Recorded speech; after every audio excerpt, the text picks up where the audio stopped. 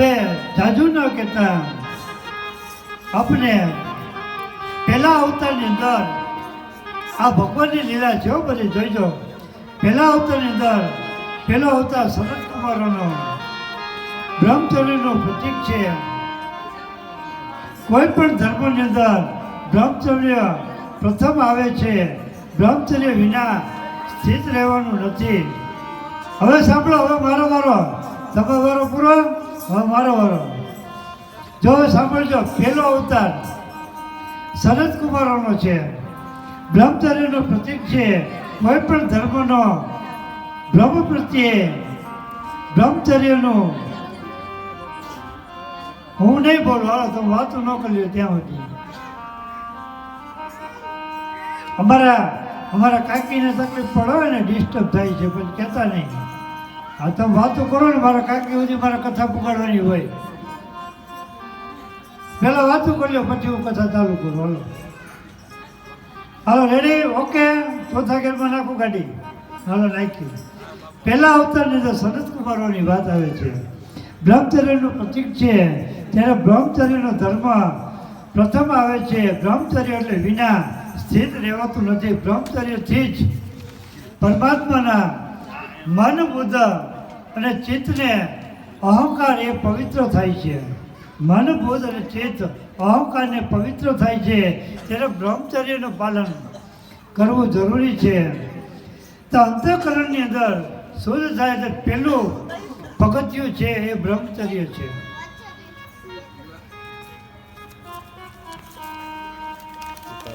વાહ વાહ વાહ. અમારે જય સ્વામિનારાયણ, બોલો સ્વામિનારાયણ ભગવાન કી. જગદીશભાઈ એવા નામ, રાજકોટ, ગાંધીનગર, ગાંધીગ્રામ, અક્ષરનગર શહેર 2 નંબર એને ગુજરી એવા કામ.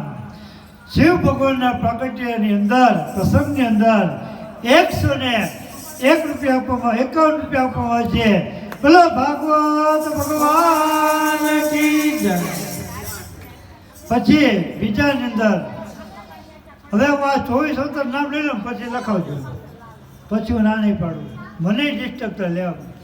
પણ બીજા અવતારની અંદર બીજો અવતાર ભગવાન પરમાત્માનો વરા અવતાર છે. વરા અવતાર, વરા અવતાર એટલે શું એ હું તમને સમજાવવા માગું છું. વરા અવતાર શ્રેષ્ઠ દિવસ કયો જ છે? તે દિવસે કર્મ થાય છે. તે દિવસે શ્રેષ્ઠ સત્કર્મ લોભ વિઘ્ન કરાવે છે. એટલે લોભને દિવસે સંતોષ મારવો છે, સંતોષ મારવાનો છે. ને આજે મહાદેવ પધારે ત્યારે લોભ ન કરવો.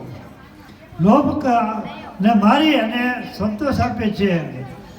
ત્યારે વરા અવતાર આવે છે અને લોભ પ્રભુને સ્થિત રાખે છે. મનનો આગ્રહ આવવાનું રહસ્ય બધું. ત્રીજા અવતારની અંદર નારદ મુનિ એટલે ભક્તિનો અવતાર છે. નારદ મુનિ એટલે આપણે ભક્તિનો અવતાર છે. ને અત્યારે જે આપણે ભાગવત મંડપમાં બેઠા છીએ તો એક આ ભગત એટલે ભક્તિનો આ મંડપ છે. ભક્તિનો મંડપની અંદર આપણે બધા બેઠા છીએ. નારદ મુનિ જેવી આપણે ભક્તિ કરીએ છીએ, બ્રહ્મચર્યનું પાલન પાડીએ છીએ. પ્રાત સ્થિત સંતોષ થાય છે. એટલે ભક્તિના નારદ મુનિની ભક્તિ થાય છે. આચાર્ય ચોથો અવતાર નારાયણ અવતાર છે. નારાયણ ભક્તિ એટલે ભગવાનનો સાક્ષાત્કાર થાય. એટલે ભક્તિ ભગવાનને મળે છે. પછી જરૂરી પાંચમો અવતાર કપિલ ભગવાનનો છે. કપિલ નારાયણ દેવનો એક અવતાર બતાવ્યો છે. છઠ્ઠો અવતાર છે દત્તાત્રેયનો. અમારા સરપંચ સાહેબને ખાસ કરીને સાંભળી લેજો. તમે જ કહેતા હતા ને કે ક્યારેક ક્યાં ભગવાનનો અવતાર થાય, એ ભાગવતમાં લખ્યું છે, આજ તમને સંભળાવી જ દઉં.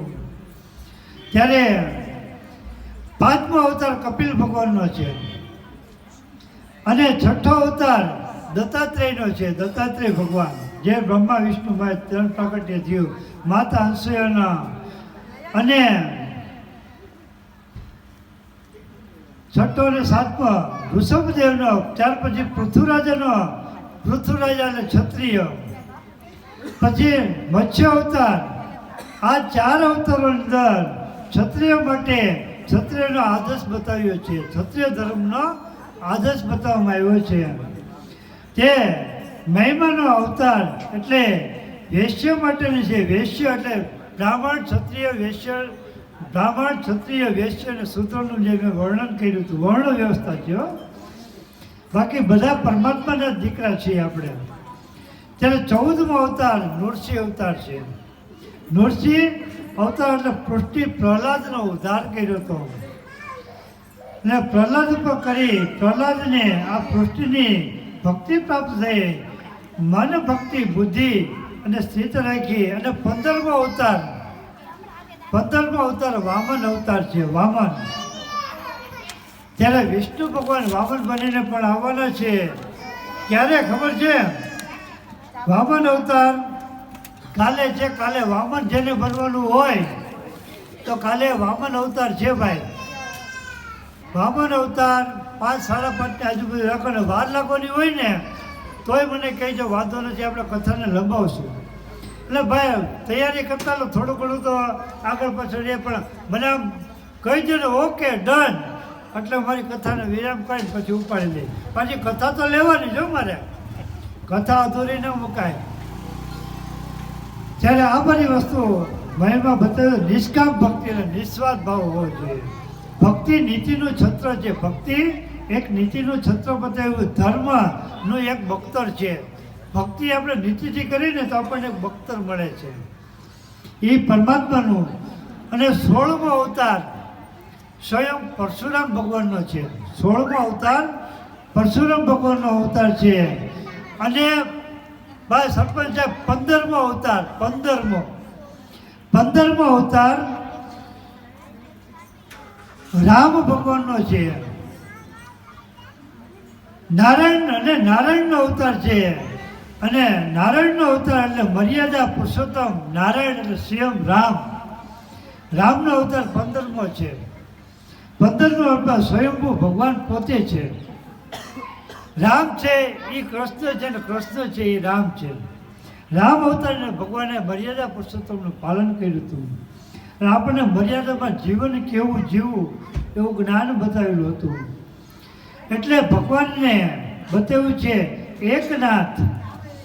ત્યાર પછી કલ્કી અવતાર તો હજી બાકી છે. કલ્કી અવતાર માંડી એટલે ટોટલ ભગવાન પરમાત્માના 24 અવતાર ગણાય. આ રીતે આપણે ગણતરી કરીએ ને ત્યારે ભગવાનના 24 અવતાર થાય. એટલે 24 પ્રકારની ભક્તિ બતાવી છે. 24 પ્રકારના નામ. કાંઈ ન આવડે તો તમારે રોજ સવારે ઉઠી તમારી કુળદેવીનો દીવો કરવો. નાહી ધોઈનો શુદ્ધ થઈને.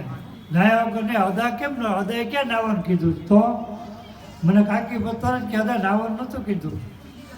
નાહી ધોઈને શુદ્ધ થઈને અને મા જગદંબાનો દીવો કરવો. સૂર્યનારાયણ ભગવાનને જળ ચડાવવું. તુલસી ક્યારે દીવો કરવો. અને મંત્ર ઉચ્ચારની અંદર એક જ બોલવાનું. કયું બોલવાનું?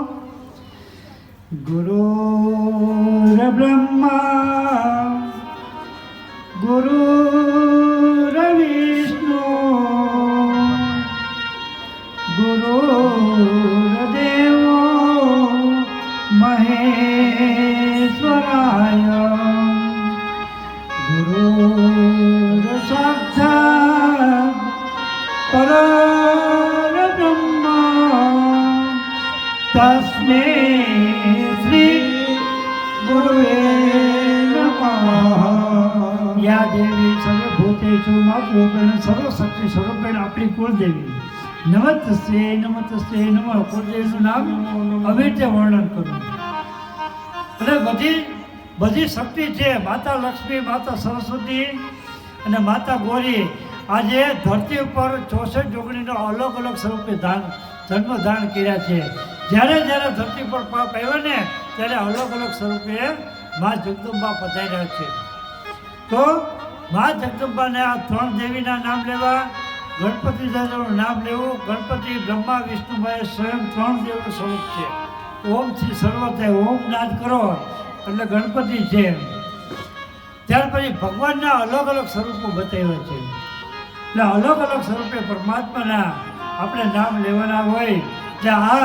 એટલે કે બ્રહ્માંડની અંદર ઈશ્વરને જુએ છે, કેટલાક સંસારની અંદર પદાર્થોમાં ભગવાન સ્વરૂપ છે, પણ દર્શન કરે છે. આખું બ્રહ્માંડ ભગવાન સ્વરૂપ માને છે, પણ સત અષ્ટાંગ પરમાત્માને લીધે દ્રવ્ય ભાસે છે. ત્યારે પરમાત્માને અને સૂક્ષ્મ શરીરને અવિદ્યા આત્માનો અરોપરોક્ત બતાવે છે.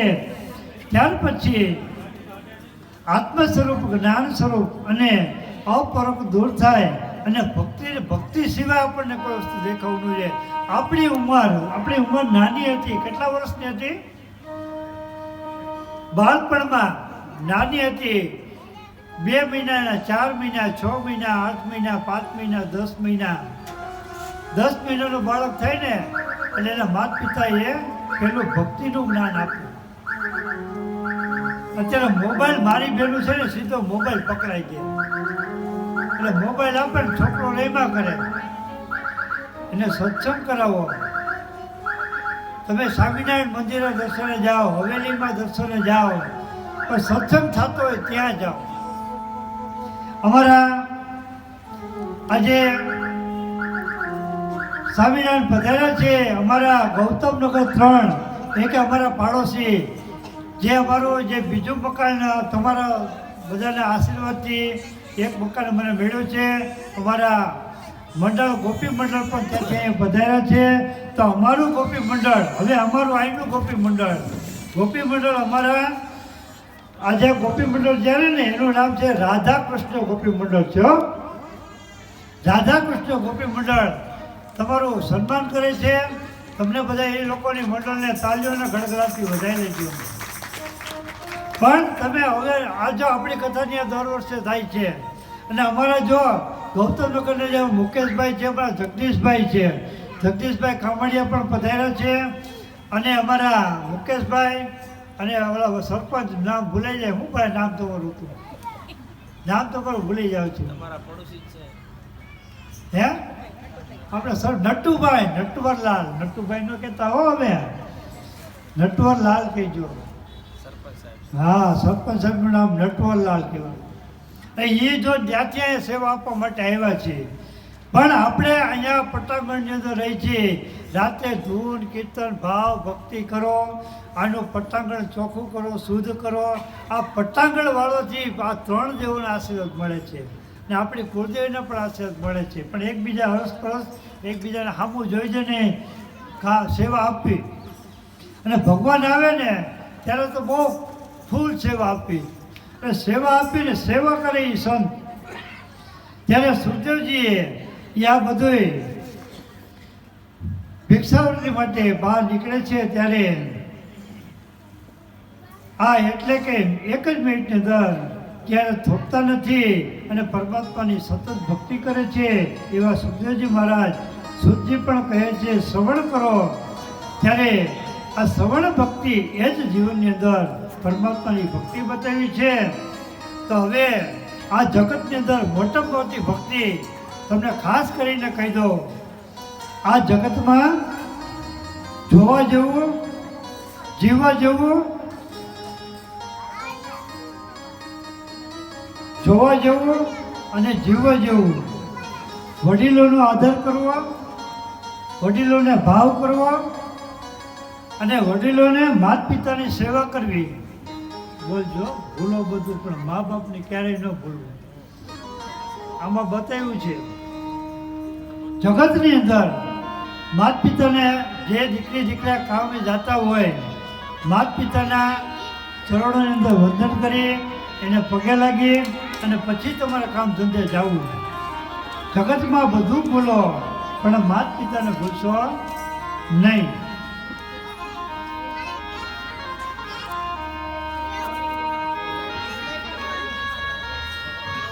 ભૂલો ભલે બીજું બધું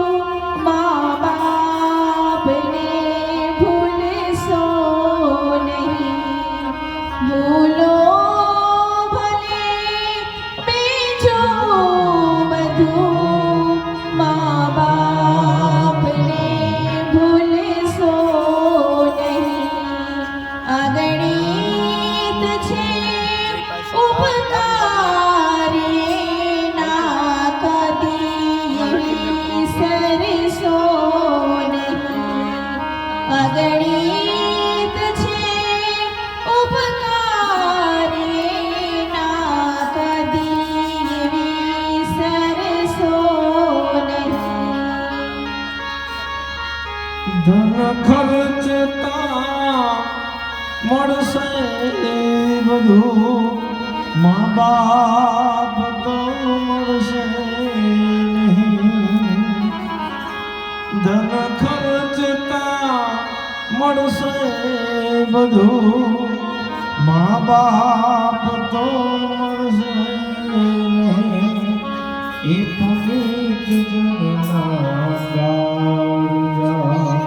એ ભૂલશો નહીં, ભલે એ બીજું બધું મા બાપને ભૂલશો નહીં. ભૂલો ભલે બીજું બધું મા બાપને ભૂલશો નહીં, અગણિત છે ઉપકાર એના કદી એવી સરસો નહીં, મા બાપને ભૂલશો નહીં. લાખો કમાતા હો ભલે જેમાં બાપથી ના ઠરા, લાખો કમાતા હો ભલે મા બાપથી જ ના ઠરા, એ લાખ નહીં પણ રાખ છે ઈમાન ભૂલશો નહીં. ભૂલો ભલે બીજું બધું મા બાપને ભૂલશો નહીં, અગણિત છે ઉપકાર એના કદી એવી સરસો નહીં, મા બાપને ભૂલશો નહીં. સંતાનથી સેવા ચાહો, સંતાન સો સેવા કરો, સંતાનથી સેવા ચાહો, સંતાન સો સેવા કરો, જેવું કરો તેવું ભરો ઈમાન ભૂલો ભલે બીજું બધું મા બાપને ભૂલશો નહીં, અગણિત છે ઉપકાર એના કદી એવી સરસો નહીં, મા બાપને ભૂલશો નહીં, મા બાપને ભૂલશો નહીં. બધું ભૂલો પણ મા બાપને ક્યારેય નહીં ભૂલતા. દીકરા દીકરીને ખાસ નમ્ર વિનંતી કે તમે કોઈ પણ જગ્યાએ કામ ધંધે જાઓ, તમારા કામ ઉપર જાઓ ત્યારે માતા પિતાના ચરણોને વંદન કરી અને પછી તમે જાજો, વંદન કરી અને માતા પિતાના આશીર્વાદ લેજો. માતા પિતાની સેવા એ જ પરમાત્માની સેવા બતાવી છે. તો હવે જાદુ ન કરતા તો આપણે યશપાલસિંહ જેરિયા, યશપાલસિંહ બાગુબા ગોહેલ ગોહેલ ગોહેલ ગૌતમનગર અક્ષરનગર 2